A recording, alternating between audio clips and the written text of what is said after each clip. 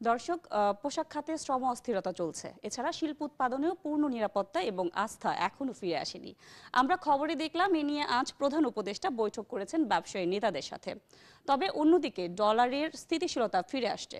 রেমিটেন্সে উচ্চ প্রবৃদ্ধি হওয়া আর হুন্ডি এবং চোরাচালান চক্র দুর্বল হওয়ায় এর কারণ। আমদানি এলসিতে চাহিদা মন্দা থেকে ডলারের বাজার স্থিতিশীল থাকা কিন্তু আবার অর্থনীতির জন্য ভালো নয়। সেটি আমরা তানহা জুলিয়ার ডেস্ক প্রতিবেদনে দেখলাম। ব্যবসায়ীদের সাথে এখন প্রধান উপদেষ্টার বৈঠক এবং মুদ্রা বাজার পরিস্থিতি দুটো বিষয়ের বিশ্লেষণ করতে অর্থযুগে যুক্ত হচ্ছেন ৭১-এর বিশেষ প্রতিবেদক সুশান্ত সিনহা। সুশান্ত, পোশাক খাতে শ্রম অসন্তোষ বেশ চিন্তার বিষয় উঠেছে। এমন প্রেক্ষিতে শিল্প খাতের নিরাপত্তা ও অর্থনৈতিক পরিস্থিতি নিয়ে ব্যবসায়ী নেতাদের সাথে আজ প্রধান উপদেষ্টা বৈঠক করেছে। এ নিয়ে আপনার কাছে কি তথ্য আছে?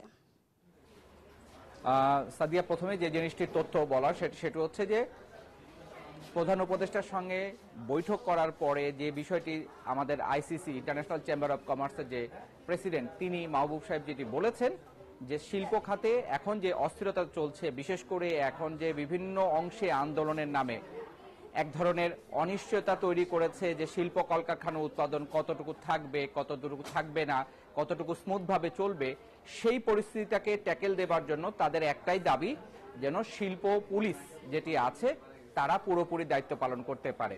কারণ শিল্প পুলিশের এই দায়িত্ব পালনটা যদি না করা যায় তাহলে কিন্তু সামগ্রিকভাবে এই এখন যে ইন্টারিম বা অন্তর্বর্তীকালীন যে সরকার তারা যে দায়িত্ব পালন করছে, বিভিন্ন জায়গায় যে সেনাবাহিনী করছে, তারা বলছে সেনাবাহিনী লং টার্মে এই শিল্প খাতের কোনো নিরাপত্তা দিতে পারার মতো জায়গায় থাকতে পারবে না। সেই কারণে শিল্প পুলিশ যে আছে তাদের কর্মপরিধি আরো বাড়িয়ে তারা যেন শিল্প খাতে নিরাপত্তাটা দিতে পারে, যাতে করে ব্যবসায়ীরা তার উৎপাদন বৃদ্ধি করে সেটি বিদেশে পণ্য রপ্তানি করে। এর সঙ্গে মুদ্রা বাজারের যে সম্পর্কটা সেটি কিন্তু এসে যায়, কারণ বাংলাদেশের বৈদেশিক মুদ্রা অর্জনের ক্ষেত্রে বড় দুটি খাত হচ্ছে, একটি হচ্ছে রপ্তানি আর একটি হচ্ছে প্রবাসী আয়।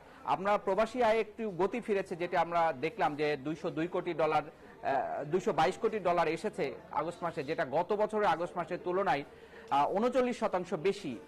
যদিও মাসভিত্তিক এই বৃদ্ধির হারটা আরেকটু বাড়বার সম্ভাবনা ছিল, কিন্তু মাঝখানে আপনারা জানেন যে আন্দোলন সংগ্রামের কারণে অনেকদিন বন্ধ ছিল, একটা অনিশ্চয়তা ছিল মানুষের মধ্যে, সেই কারণে।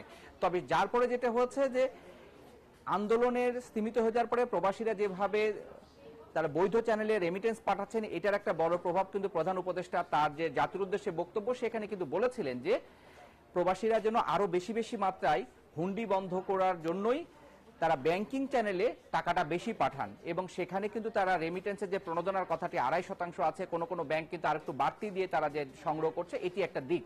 এটি আমাদের একটা বৈদেশিক মুদ্রা রিজার্ভের ক্ষেত্রে একটা সহায়তামূলক বড় ভূমিকা পালন করে। এর পাশাপাশি কিন্তু আজকে যে বিষয়টি নিয়ে প্রধান উপদেষ্টার সাথে 6 জন, মূলত এফবিসিসিআই এর যে সাবেক প্রেসিডেন্ট একে আজাদ ছিলেন, তারপরে স্কয়ার গ্রুপের তপন চৌধুরী ছিলেন, এফবিসিসিআই এর সাবেক প্রেসিডেন্ট মীর নাসির ছিলেন, এবং অন্য আরো 4-5 জন যে ব্যবসায়ী নেতা ছিলেন, সবাই একটাই দাবি করেছেন যে তারা বাংলাদেশের এই রাজনৈতিক পট পরিবর্তনের পরে কোন ধরনের আন্দোলন সংগ্রাম বা সহিংসতার মধ্য দিয়ে যেন আর শিল্প খাতে কোনো আঘাত না আসে, সেটাকে তারা নিরাপত্তা দিতে রাষ্ট্রের যে এখন দায়িত্বে রয়েছেন, অর্থাৎ আমাদের যে প্রধান উপদেষ্টা তার সঙ্গে বৈঠক করেছেন, এবং তিনিও আশ্বস্ত করেছেন যে শিল্প খাতে সর্বোচ্চ নিরাপত্তা নিশ্চিত করা হবে। কারণ ইতিমধ্যে দুটো বিষয় আমাদের দেশে ঘটে গেছে, সেটা হচ্ছে যে গাজী টায়ার্সের একটি বড় কারখানা, সেখানে উৎপাদন ব্যাহত হয়েছে কারণ পুরো কারখানা পুড়িয়ে দেওয়া হয়েছে, বা আরেকটি গ্রুপও প্রাণ গ্রুপ, সেখানেও কিন্তু একটা অগ্নিকাণ্ড। এরকম ছোটখাটো অনেকগুলো সহিংসতার ঘটনা আসছে, যেটা একজন ব্যবসায়ী মহলকে অনিশ্চয়তায় ফেলে দিয়েছে। সেই জায়গা থেকে তারা বলছে তাদের দাবি যে শিল্প পুলিশকে সংখ্যা প্রয়োজনে আরো বাড়িয়ে হলেও যে সমস্ত জোন আছে আমাদের, বিশেষ করে সাভার, আশুলিয়া, টঙ্গী, গাজীপুর, নারায়ণগঞ্জ এই বা ময়মনসিংহের ভালুকা, এই সমস্ত জায়গাগুলোতে যেন আরো অধিক পরিমাণে নিরাপত্তা ব্যবস্থা জোরদার হয়। অসংখ্য ধন্যবাদ আপনাকে সুশান্ত আমাদের সাথে যুক্ত হবার জন্য।